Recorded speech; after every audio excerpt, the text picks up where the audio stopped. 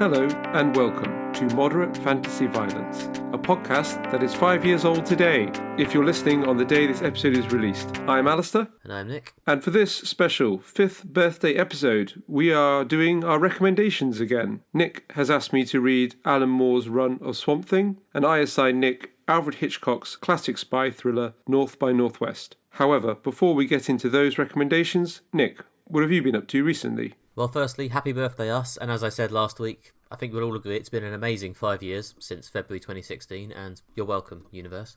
But again, as I said, we take full responsibility. Address your complaints to Alastair J.R. Ball on Twitter. But yes, in the last 2 weeks, apart from obviously getting relentlessly vexed to celebrate the 5th anniversary of this podcast, I finally watched yet more mop-up media from last year. It was the second season of His Dark Materials, the BBC HBO adaptation of Philip Pullman's novels. It looks like they are basically doing a one book, one season structure, so this is the second season covering The Subtle Knife, in which the actors get to hang around in a lovely looking town, enjoying the scenery and the spectres trying to kill them. And yeah, I was relatively harsh on this when we covered the first season. I felt like they'd managed to turn a fun adventure story into quite a boring, trudging TV show, which had a few exciting episodes, especially towards the end, but also featured far too much dull exposition and adults just endlessly chatting. So yeah, I thought I'd come back and say, for the record, the second season's much better, like substantially so. It's still not perfect. I still find the dialogue a bit flat and charmless, and basically at any point where the action has to be really carried by the dialogue, I find it a bit hard going. There's some quite long, punishing magisterium exposition scenes towards the beginning, which I still think are a bit...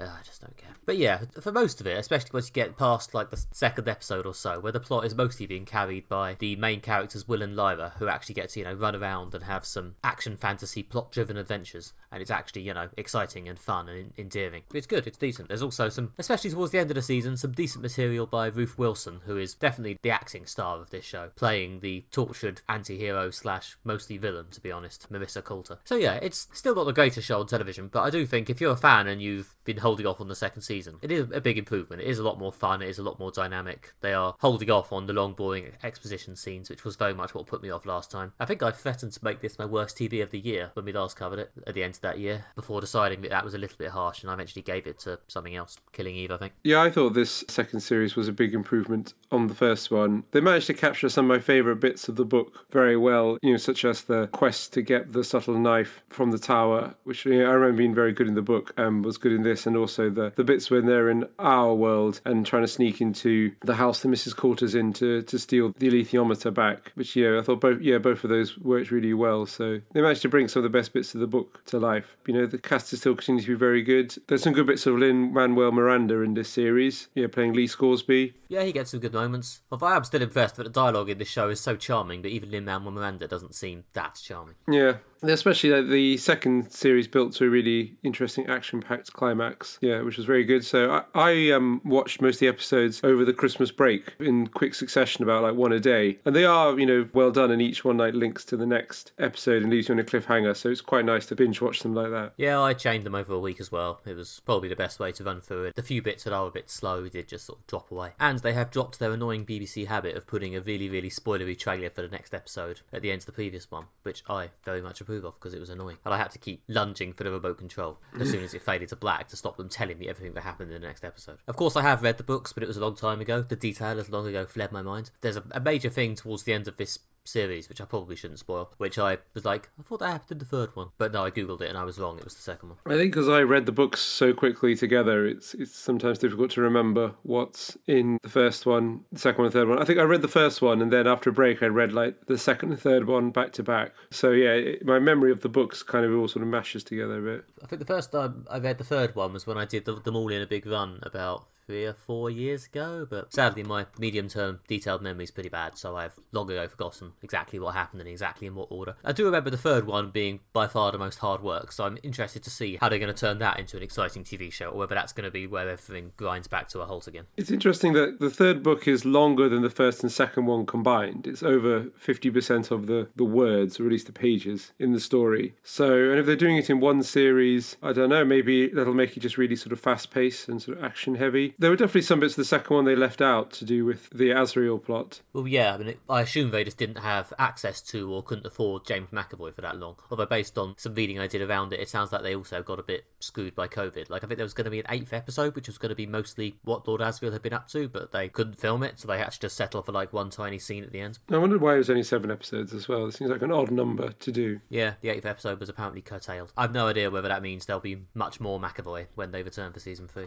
We'll see. Yeah, but there's a lot of stuff that happens in the third book, but then there's quite a lot of it are sort of strange asides involving like the wheel people and things like that. So maybe that can be like quietly cut to bring it down to one series. Yeah, as I say, I would like it if they could try and focus on keeping it moving in a relatively dynamic way rather than constantly stopping for long, pretentious chats. But maybe the material doesn't really allow that. I'll have to wait and see. For whatever it's worth, I enjoyed this a lot more than the first one. So there we go. Alastair, what have you been consuming? I've got another sort of guarded recommendation, which is that I sort of recommend this. Well, in fact, I've been enjoying it, but I can see why other people might feel differently, which is that I've been watching the 3rd series of Disenchantment on Netflix. Okay. I believe this came up last week. Yeah, it came out last week, and I think I gave it a guarded recommendation, well, just over a year ago when the 2nd series came out, which is that it's definitely better than the first series, which was a bit weak. But I'm enjoying this 3rd series. It's got some good jokes and some good humour in it. One of the my favourite things about the 3rd series is that they return to another kingdom they introduced briefly in the 2nd series called Steamland, which is basically a sort of steampunk kingdom that seems to be across the sea from Dreamland, which is different and interesting. And there's like some fun bits involving Bean, the main character, trying to run away from robots that have sort of light bulbs for heads and things like that. One of the main characters or sort of leader of Steamland is played by Richard Ayoade, who's very good and does a lot of good voiceover work, who's recently also seen in Soul. Yeah, there's lots of the Matt Groening sense of humour that I really like. Some good Lucy jokes. There's some fun and actually quite sad bits involving the king, which I probably shouldn't spoil, and a few weird out there bits that are quite funny. So I'm enjoying it. Yeah, as I think I said last week, I'm still waiting for people to announce that this has really transcended and become a work of genius before I sink any more time into it, to be honest. As you're saying, all the recommendations I've heard seem quite guarded. It seems like it could become fun and good and interesting, but it would need to, start maybe satirising in a slightly more incisive, intelligent way before that happens. Yeah, it's not saying anything particularly original. I think, as we said last week, is that what they're satirising in terms of fantasy is very, very broad. Yeah. Fantasy, the idea that it's not even like sort of Lord of the Rings or Game of Thrones style fantasy. It's almost like a child's perception of fantasy where the elves are happy all the time and live in Candyland and princesses in their towers. It's more sort of satirising fairy tales than fantasy. There's one of the bits why I like this 3rd series is they've introduced Steamland, which is at least different. It's not a huge amount of steampunk on TV, and this is, at least something that seems a bit more intelligent. They're kind of making jokes about the Victorian era and also a sort of different mode of fantasy. One of the issues I think with the show is, which I think has been an issue from the beginning, is that the character of Elfo just isn't that funny, and I wish they would kind of just quietly find a way to drop Elfo. I guess they seem wedded to him at this point. I do remember Elfo mostly seeming annoying rather than funny. Yeah, to be honest, that was my main dual complaint with that show. It was always sort of Elfo was on screen a lot and wasn't that funny, and the other character, the little demon, was it Lucy? Lucy, yeah. Felt like he could be a lot more funny and didn't get that much to do. Yeah, there's less Lucy in this series than previous ones, although Lucy still is there. A sarcastic, quippy, mean-spirited demon is obviously quite an easy, funny character to write. Although occasionally there is like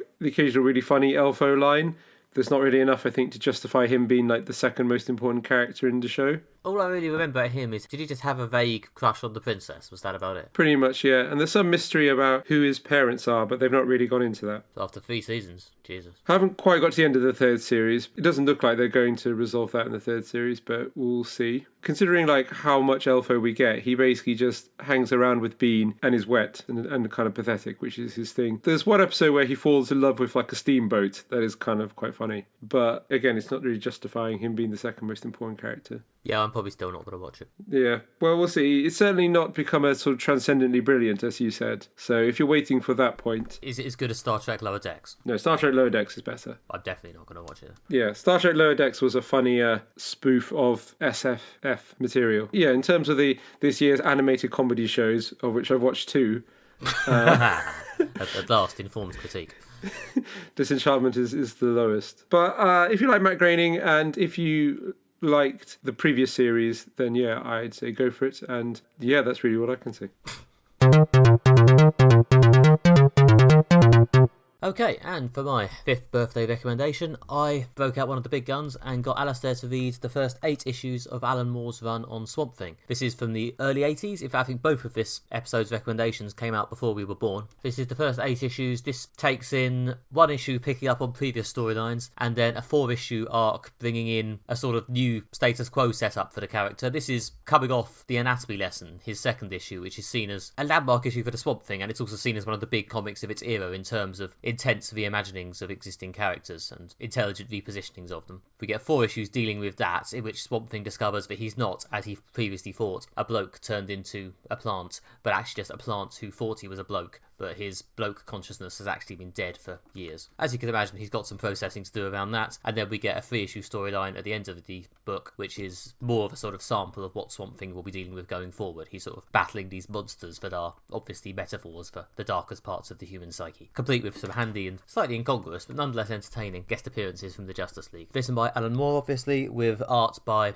Steve Bissett and John Tottleman. It's lovely art, by the way. So there we go. What did you think of it? Yeah, this was a really interesting read. It was good to sort of dig back into, now legendary Alan Moore's back catalogue and read something from the early days. Yeah, your summary kind of fitted exactly how I thought of it. 2 stories and some loose ends. Of the 2 stories, I think I preferred the first one. Yeah, it was really interesting. It dug into the character, his background, his psyche. It had a strong arc that built to a dramatic climax. But the second story was also good. I did enjoy reading that. It had a whole sort of gimmick of people's worst fears being brought to life, which is always a good for like a sort of horror comic. Yeah, the main thing I was really interested in about this was Alan Moore's writing. You can see why he's such a respected and almost like revered comic writer, in that he really digs into the characters and so who they are and explores some big issues while also telling like an engaging story. It never feels like weighty or pretentious. He's doing some big things, but still in like a very sort of entertaining and engaging way, which is obviously really hard to balance the two. Well, yeah, I mean, it's one of the reasons why I don't know, a lot of people nowadays get given shit for trying to be Alan Moore, and one of the reasons is, Alan Moore never feels like he's just changing Swamp Thing's status quo for the sake of it. It feels like it's trying to say something about nature and humanity and stuff. And, there's a lot of what feels like research and intelligence to it. It's very visceral and evocative. The main thing I came away with this is this sort of, he's turning Swamp Thing into more and more of a comic about,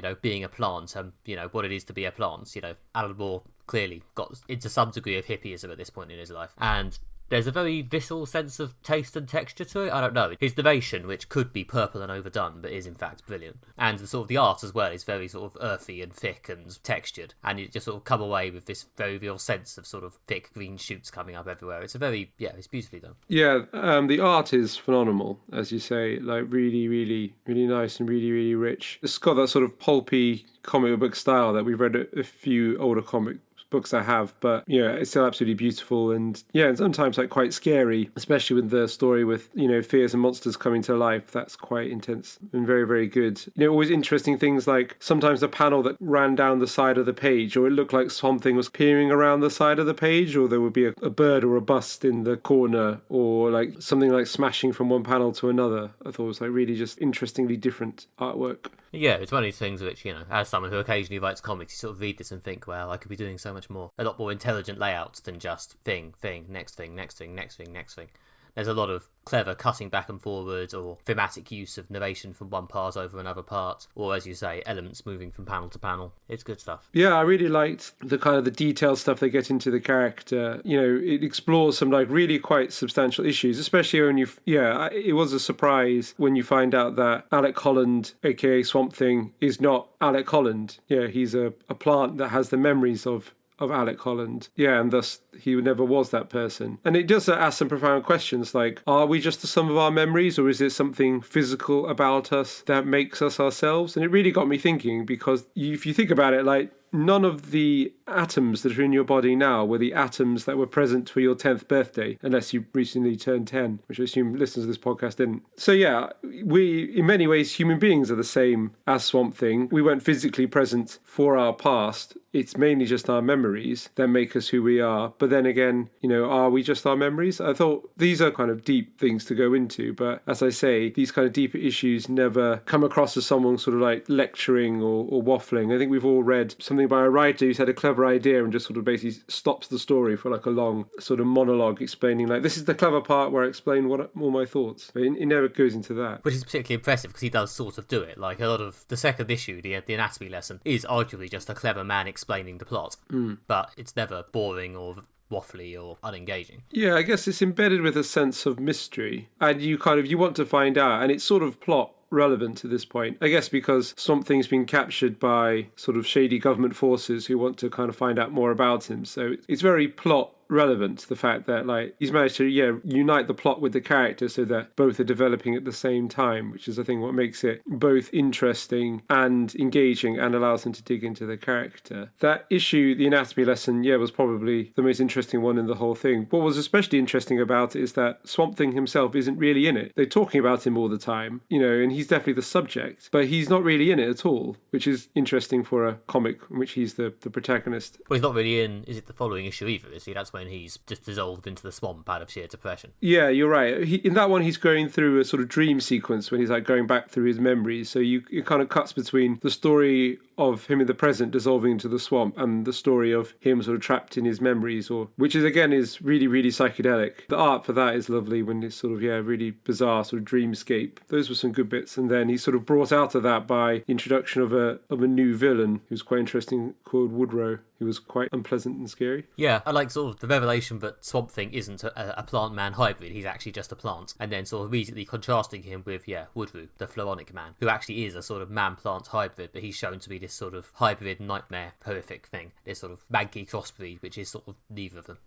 Yeah, and then again, by positioning him in contrast to Swamp Thing, you get a sense of who Swamp Thing is and also his identity going forward, which is that, he can be Swamp Thing and there's, he's found sort of meaning in that, which is by protecting the people he cares about and the world at large from unpleasant enemies like Woodrow. Although more Swamp Thing and just the Swamp Thing character more generally is a horror comic, the bleakness is actually quite nicely regulated. Like there's a lot of quite nice human moments or humour scattered around throughout some of the grisly organic ick of it. Like Swamp Thing's journey from like this quite low moment where he realises he's not who he thought he was to arriving at some kind of acceptance is, it's quite touching. It's really nice. And obviously then a horrific monkey monster turns up to relive some of the most horrible things that could ever happen to you, but there's still this sort of nice sense of acceptance, which actually makes it, for a icky horror comic about a swamp monster, weirdly uplifting at times. Yeah, he finds new meaning in his identity as hero or someone who protects people. I think it's like what's kind of essential to get people to really like a character and like be like emotionally invested in them is like having the character grow along with like the plot developing. And obviously some of the best films have sort of storylines involve character growth, like either them overcoming their fears or the transition from being like a child to being an adult, or even like living in a childish way to being an adult and accepting responsibilities of your life. And this one has a similar thing. The character growth is him finding meaning and identity in his new self, which is being just Swamp Thing and not Alec Holland. Which is one of the reasons why I really liked that first arc, because it's quite tightly plotted and it goes through like this kind of character growth thing and there's a story alongside it. Well, it breaks him down, then builds him up, and it has this sort of interesting feeling of letting you sort of re-engage with what the character is. Like this sense of strangeness is quite palpable. Like Alan Moore's really leaning into the idea that Swamp Thing isn't a guy or a guy who's now made of plant bits. He's now something quite different and strange, and he doesn't work in human ways, and he takes a few detours to talk about what that is and what that means, and it builds this very nice sense of something different and both weird and yet strangely beautiful.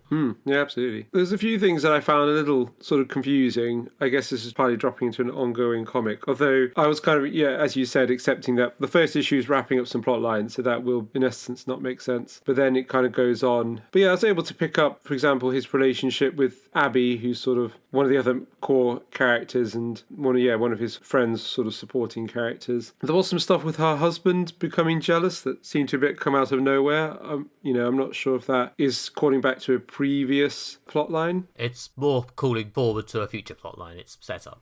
Yeah, and then there was an interesting bit, with him being in a car crash. Well, there was also the bit where he was left in a room alone and started doing some weird things with clothes and stuff. Yeah, he says, trying not to skirt around describing what happens, but yeah. Yeah, and he's in a sort of car crash and makes what appears to be a sort of deal with the devil type thing, which obviously never works out well. Yeah, and then there was also a bit when in I think the final issue or the second last issue, there's the Monkey King monster that brings fear to life, but then another villain sort of shows up who's a sort of a yellow demon character. Maybe I missed something in the plot trying to explain who that was, but I wasn't quite following that. Yeah, that is a character who is imaginatively just called the Demon. He is another DC character who was basically just doing a guest appearance. It's basically just a very small crossover. Right, I see. He's got his own comic. He's off back to that now. Yeah, that's fair enough. But yeah, it did leave me a bit confused. I got the sense it was supposed to be something I was getting there, but I guess if it's just another character. Like, obviously, I recognised the Justice League when they made a cameo in one episode. They obviously had Flash, Green Arrow, Green Lantern, and Wonder Woman and Superman all popped up. I don't think there's any Batman. Batman may have been in one tiny bit of that Justice League sequence, but I can't remember. I don't have it in front of me. But yeah, Batman, it's that sort of crowd, yeah. But yeah, the Demon was, I don't know, he's one of these characters you sort of know if you're in sort of mid-level up DC fandom, like when a bloke called Jason Blood turns up, you know that at some point he's probably going to turn into a big yellow demon. He's like a sort of supernatural Incredible Hulk. He's got this sort of body share thing going on with this angry, mischievous demon who talks in rhyme and burns things. Yeah, that was a bit of sort of, here's DC continuity to remind you that this still takes place in the DC universe. But yeah, most of the sort of guest star stuff and guest appearance stuff, especially in the first few volumes of Swamp Thing, is mostly the creepy magic end of the DC universe. It didn't affect my enjoyment. I guess it's one of those things when you pick up comics that aren't sort of like discrete things, that they have sort of overlaps, and you just got to be prepared just to go with it. But obviously, because Alan Moore's a good writer, it didn't like detract from the story at all, or sort of made it more confusing. It was fine. Yeah, well, this is a sort of a period just before they started sort of maybe splitting this stuff off a bit more and lessening some of the DC Universe stuff. Well, I mean, I don't know. I think, having said that, I think Swamp Thing more or less continued to be a DC comic for most of its run. He, I think, leaned into the superhero stuff a bit more there, whereas, like, Sandman had the Justice League in, like, the first volume, and then pretty much moved heavily away from the superhero stuff after that. But yeah, anyway, the weird superhero stuff, adult stuff, crossover of the early 80s. So it goes. The second plot line involving a home for children who have, I don't know, I guess you'd say now, like, mental health problems or have experienced trauma, and then there's a sort of supernatural creature preying on their fears, was a good creepy haunted house style kind of horror thing. It was almost like a better version of New Mutants. Yeah, funnily enough, even though we did that last episode, was it the episode before last? Time is a flat circle. Yeah, I didn't actually spot that comparison. Yeah, I think a lot of the ongoing villains in Swamp Thing are basically, monsters who turn out to be obvious metaphors for the evil that people do, being somewhat contrasted to the plants and how awesome plants are. Oh, I'm pretty sure he does eventually get into the dark side of plants as well. Yeah, well, it's a good contrast, I suppose. There's so much to say about, the peace of the natural world versus the sort of chaos and upheaval of the human world. I mean, there's plenty of, relates to ideas from philosophers like Rousseau, who talked about the state of nature being like peaceful, and it's people who come along and kind of start putting up boundaries and coming up with ideas like ownership that creates all the suffering and unpleasantness in the world. So there's definitely, he's tapping into a sort of a broader strain of thought there. Well, yeah, I think again it's that sense of nature he's trying to hint at, which is one of the things that works here. As I say, it's one of these things where rereading the first volume to discuss it on the podcast mostly makes me go and want to reread more of it, although on this occasion I haven't managed to run off and do all of it before the episode. Yeah, but there's I can see why this is sort of held up as so iconic, because it does get a lot into what is like quite a short space of time, only 8 issues, and the plot only really gets going into sort of the second one, and it covers like 2 plot lines, a lot of like character development, and there's also development stuff for the supporting cast as well. Like Abby really goes on a journey with her husband, and the second arc involves her getting a job in this caring for these children, and there's a lot about her trying to, I guess, carve out a life for herself and find her own identity amongst this, which she thinks like looking after children will be a part of that, and that relates back to the main storyline that she's formed an attachment to these children, but there's some kind of monster thing preying on them. So yeah, there's a lot of character stuff and a lot of ideas dug into in what is a relatively short space of time, and also with like a engaging, entertaining plot told at the same time. So I can see why this is so widely respected. Yeah, I think this was basically I think Alan Moore had already got, a fair bit of work under his belt in the UK, but this was when he sort of broke America, and obviously led to other DC stuff like Watchmen and Killing Joke and etc. Yeah, I can see why this led to him getting sort of more DC work work and kind of going on to do good things, because obviously, yeah, he's done a good job with the character here. What I also liked about this edition is that there was a kind of intro from the man who originally created Swamp Thing, kind of filling in how he created the character and his experience with it, which was a nice kind of setup for the Alan Moore story. Yeah, I think it's interesting to have some sense of obviously how this is Alan Moore coming onto an existing series and just changing a lot of stuff and the impact he ended up making on it. Even though, again, it's good because, you can read the anatomy lesson with no real knowledge of a Swamp Thing and still have an understanding of the impact on it because again, it's well written. I think the intro is a useful bit of context. Yeah, which that's just nice because we've read a few of these sort of famous comic runs now that are presented in these collector's editions. Because these are significant runs, they've taken the time to present it well with intros and forwards from significant people kind of highlighting what happened before, why this is important, filling in the bits of context you need, which is helpful for someone like me who didn't know the context to be able to pick it up to kind of get a bit more of not necessarily the wider story of the character, but like the wider story of what was going on in comics at the time, to try and sort of find out where this fits in. So yeah. And I appreciate those little extra bits of history and reflection. Well, yeah, it's sometimes easy to dismiss forewords in these editions as just, verbal wanking, but there is a use to actually giving some context to this stuff, especially this stuff that's published as part of this ongoing series or as just the stage in this ongoing character's life. As you say, to give some wider context to the newcomers such as yourself who have them dumped on them as part of a podcast.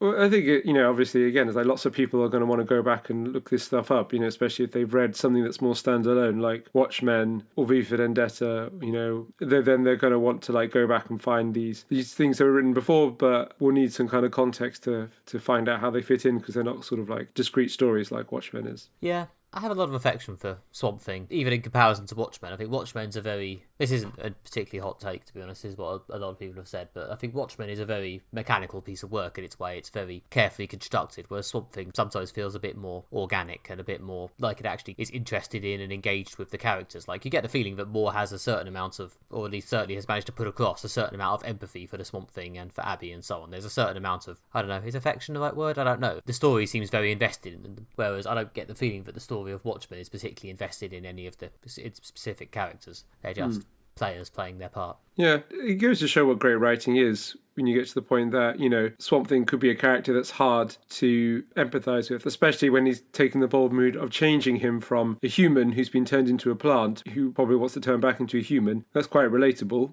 especially if it's done by accident. You'd be like, yeah, you can understand that. He's taken the bold move to make him a plant that's in no way human, but the great writer can still find a way to make everyone empathise with the character and connect with them, which you might think is quite difficult, to make someone empathise with a character called Swamp Thing that's basically a sort of giant monstrous plant. But good writing can find the humanity in that. Yeah, I mean, I haven't read Cards on the Table a huge amount of non-Alan Moore Swamp Thing stuff, but I do agree it's a character who could quite easily just become a bit of a generic, I don't know, either a generic horror bogeyman figure or a generic benevolent magic elemental man. It's like, I am the voice of the plants. Yeah, I'm sure those bad Swamp Thing comics exist. He must have been in enough stuff for that to happen by now, but I haven't read it. But anyway, this was great. I'm glad you enjoyed reading it. I enjoyed revisiting it.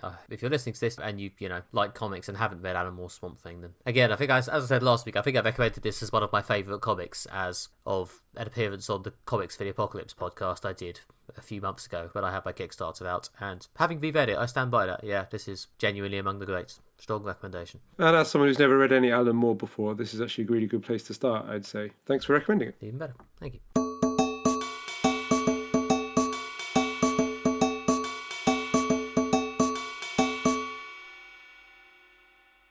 Finally, this episode, we will be discussing North by Northwest, directed by Alfred Hitchcock and starring Cary Grant. When Roger Thornhill is mistaken for a spy called Kaplan and framed for murder, he must go on the run. He's helped by Eve Kendall, a mysterious woman who has a secret of her own. This film was released in 1959. It could be the oldest thing we've covered on the podcast. It's certainly amongst the oldest things we've covered. I recommend this film to Nick. So, what did you think of it? Yeah, happily this will not be one of those occasions where you recommend me something and I stare blankly at you. I really enjoyed this. This was fun from beginning to end. We've talked before about the sort of action-comedy blend that seems to underpin half the successful films of the world, if not 3/4. And this did serve as a nice reminder that not only did that, predate Marvel, it also predates the more obvious starting point blockbusters like Star Wars and Indiana Jones. I mean, there's probably versions that predate this. But yeah, it's a very enjoyable, straightforward sort of combination of a man embarrassing himself and enjoyably fast-paced sort of action bits. Although there's a brand of comedy which is more farce than sort of self-aware quippiness. Like Cary Grant playing the lead is admirably straight-faced throughout, and he's very handsome and has a certain amount of charisma, but he's also quite clearly a bit in over his head and a bit unaware of the seriousness of the situation he's in. And even when he is, he can't quite fit in that world. It's very good. It's very funny. It bops along nicely. It's 2.5 hours long, which I think nowadays would be seen as quite long for this sort of lightweight comedy action film. If I say that, I've just compared it to a Marvel film, and all those are about 3 hours long.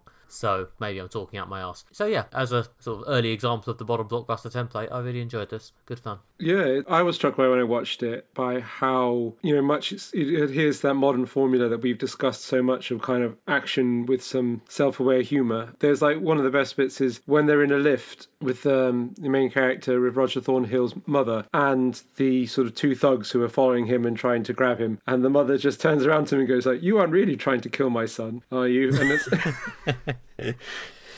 yeah, I had forgotten about that bit. That was very funny. But yeah, this is a really interesting film that I've seen it quite a few times now and really like it. It's very tense as well. One of the things is that a lot of older films tend to be slower paced than what we're used to today. And one of the things I like about this film is that it kind of goes straight in. There's a sort of a brief introduction to the main character, and then within sort of like about 10 minutes, he's being kidnapped from his hotel. Yeah, I was impressed how quickly it got straight into it. Like, I would have really expected them to, like, by modern standards, give us at least a couple of scenes of him chatting to his relatable supporting cast before getting yoinked into his espionage adventure, but no, straight in. Like I say, it may be a bit slower than some modern films in the middle in some ways, but the beginning and the end, very much straight to business, very much goes straight in and straight out. Exactly, yeah, and the end wraps up very quickly as well. There's not much of a denouement, it goes to show that, as they say, Hitchcock, being like the master of suspense, he does know how to do like a sort of tight, well-paced film. Yeah, in some ways it's quite hard to talk about at length because it's mostly just entertaining. Like, it's very solid and very reliably fun in every scene, but it sort of does this espionage comedy thing quite consistently. I found the cadence quite hard to follow at first, which is probably again a difference in how actors are taught to enunciate now. I seem to get used to it after the first couple of scenes. Either that or they just start talking slower. But when I was watching the first scene, I was sort of going, I can't understand half of what you're saying. Is this part of the joke or is this part of how people talk in old films?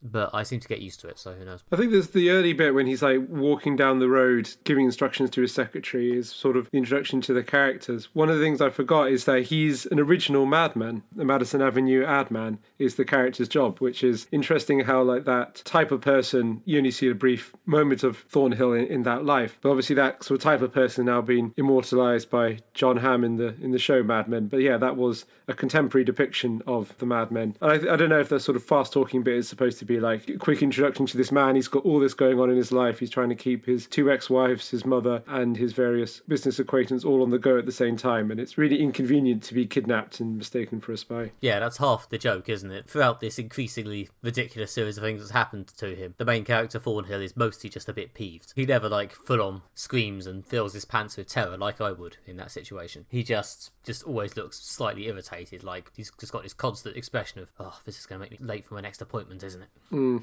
Yeah, exactly. Yeah, the early bit, he's always talking how he's got theatre tickets for tonight and things, which is it's quite funny. And yeah, even by the time you reach like about a third into the film and he's fully accepted that he can't go back to his regular life and has to go on the run, he always just seems a bit exasperated and able to slip distractedly into a bit of casual flirty conversation. It's very brisk and fun, and yeah, it's sort of a nice balance between the the inhuman efficiency of James Bond and the overwrought slapstick of something like Johnny English. It's sort of relatable but not stupid. I think the tension really does like kind of go up a level after the sort of murder at the UN, and especially when he just makes all the mistakes, like the guy gets stabbed and he picks up the knife and then the photographer snaps the picture of him holding the knife over the dead body. That was ridiculous though. Among the funnier murder scenes I've seen recently, that one. Yeah, it is quite over the top. That leads to the kind of the core of the film, which is the sort of the chase of him on the run from both the police and these sort of people who've mistaken him for the spy. And then there's some sort of the famous set pieces that the film is very well known for, the crop duster scene and the final bit on Mount Rushmore. I didn't Google this, probably stupidly, but the crop duster scene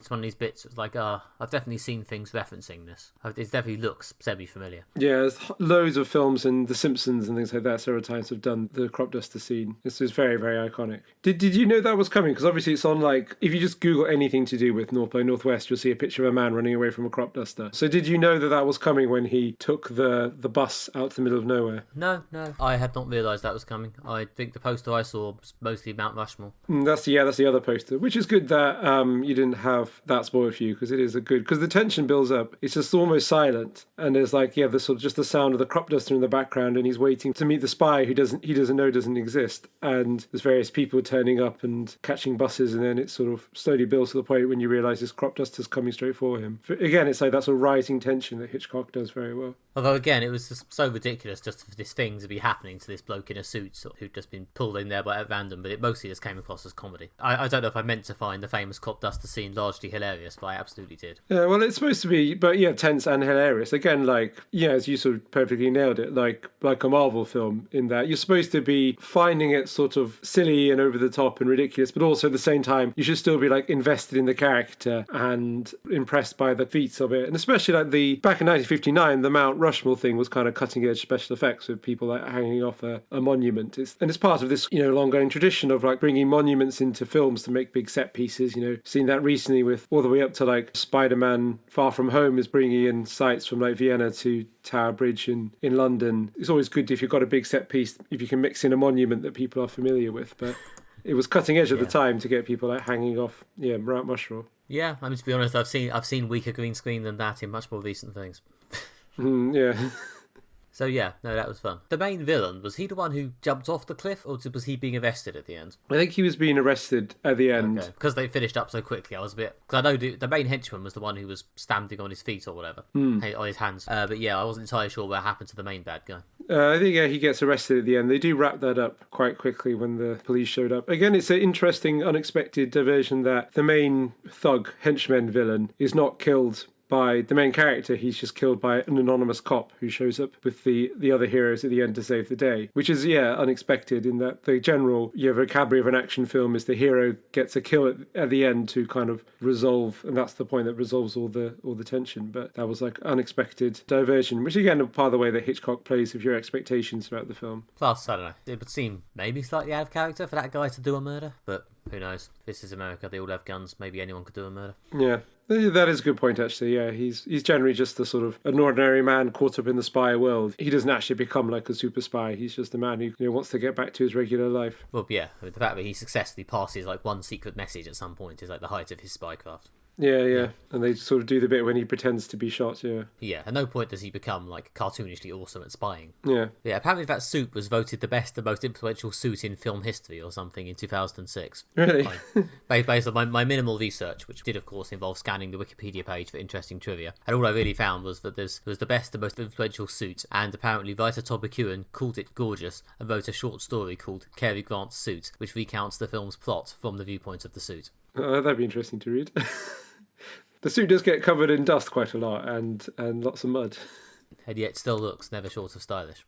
Yeah, I mean, he could wear a suit, Cary Grant. I mean, that was kind of the primary required skill of a movie star in the 1950s. Look good in suit, sort of deliver witty dialogue. Yeah, which he does. Which again, it's not as if he has to do any intense emotional work in this film. It's mostly the comedy comes from his sort of stoic, slightly irritated normality throughout all this really stupid shit's happening. But he does nail that exact beat again and again and again. Yeah. So yeah, no, this was really good. I mean, maybe at some point I should watch some of Hitchcock's more adored films and more sort of flashy, pretentious ones, of which I gather there are some. But this was definitely a good light introduction. Yeah, this is probably one of my favourite Hitchcock's films, because it's just like sort of a roller coaster of entertainment from start to finish. Like, everyone praises, and they're good films like Psycho and Vertigo, which are a bit more psychological. There seems to be a sort of ongoing debate between people say like Vertigo's the best because it digs into the mind and the character and things like that, and some people say Vertigo just is a bit pretentious. North by Northwest is the best because it's a sort of masterpiece of entertainment from start to finish. I like Rear Window, is really, really good as well, and The Birds is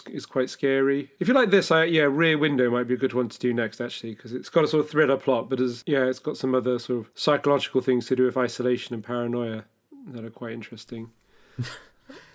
Yeah, sure. Let's pencil that in for the 10th anniversary. I do like how this has got the sort of the Hitchcock hallmarks in it, including like he always has a brief cameo in his films, seen here briefly right at the beginning as a man who runs for a bus and just misses it. Which is, if nothing else, very much in keeping with the man's luck during the film. But yeah, I did spot that actually. Doesn't he appear on screen like seconds after his own name does? Yeah, in this film, yeah, after it says like, yeah, directed by Alfred Hitchcock, you see him running for the bus. He doesn't always appear after his name, but he always has a brief appearance, sometimes just like a shadow or someone standing in the background, but because he's quite distinctive, you always recognise him when he does his brief cameo in each film. Very much the Stan Lee of his time. Yeah, pretty much. It was like this weird sort of little signature that he had. And obviously this film has the Hitchcock blonde, which is his sort of other signature. There's always a blonde woman love interest to play opposite the main character, or if occasionally the Hitchcock blonde is the main character, such as in Psycho and The Birds. But this time it's played by Eva Marie Saint, who's very good and has a lot of personality. I mean, this film was made in 1959 and has some quite old-fashioned views of gender, to be polite about it. Yeah, honestly, I was expecting it to be more problematic than it was, given the time period. But yeah, there are some slightly, okay, cool, sure, moments. But yeah, again, it is at this point 60 years old, so... That's true. But also for a film that came out before the 60s, it does actually openly discuss sex between unmarried people, which I forgot. I thought it would just be sort of implied, but no, it does actually openly mention it. Yeah, we are left in very little doubt that, to use the technical film critic term, they boned. Yeah, this is quite on the nose, especially right at the end, which apparently was done by accident, that the literal last shot of the film is them getting into bed on a train, and then the train goes into a tunnel. Apparently that wasn't intentional, but when they did the first screening, everyone was like, oh god, that's so unsubtle. But it was... They were also worried that the censor wouldn't let them get away with something that was that unsubtle, but I think they did. Yeah, actually the other funny note I found on the Wikipedia page was that in a book-length interview, Hitchcock said he wanted to do something fun, light-hearted and generally free of the symbolism permeating his other movies. Yep. Writer Ernest Lerman has also mocked those who look for symbolism in the film, so there we go. Here the creators mocking us from beyond the grave as we try and discuss this film in detail. Yeah. But it does have some great train bits as well, I must say. Do enjoy. It's kind of the golden age of American rail travel is sort of captured by this film before, the railways got dismantled a lot, the passenger railways did, and so airplane became the way to get around America. It does make train travel look quite swish. Yeah, no, I went on a sleeper train once across Europe. It was not as good as that. No, I'm really glad you like this film. It is just one of those real entertaining slices of film history, especially a classic studio system film, from even back before the 1960s. That is just a sort of roller coaster entertainment from start to finish. Yeah, really good. Well done. If you two out there have never seen any Hitchcock and you enjoy the sort of blockbusters we often cover on this podcast, then yeah, recommend it. That's all we have time for in our special 5th birthday episode of Moderate Fantasy Violence. You can give this podcast a birthday present by leaving a review on iTunes or wherever you get your podcasts. If you're still feeling generous after that, then visit our website, moderatefantasyviolence.com, where you can listen to other episodes of the podcast, bonus audio clips, and written pieces by Nick and myself. And then, and I'm aware this is probably more than you do for your actual friends and family's birthdays, you can follow us on social media, on Twitter at MFV Podcast and on Facebook at Moderate Fantasy Violence. And then you can also follow me on Twitter as @NickMB, although at this point it's just becoming desperate. You can also see more about my various comics and writing and stuff at nickbryan.com. I've been Alastair Ball. You can follow me on Twitter, where I'm at AlastairJRBall, and you can get more of my writing at redtrainblog.com. Join us next time when we will be discussing Space Sweepers and The Dig, 2 new films on Netflix. Join us then to find out what we thought of those. But until then, enjoy our birthday celebrations and goodbye. Bye.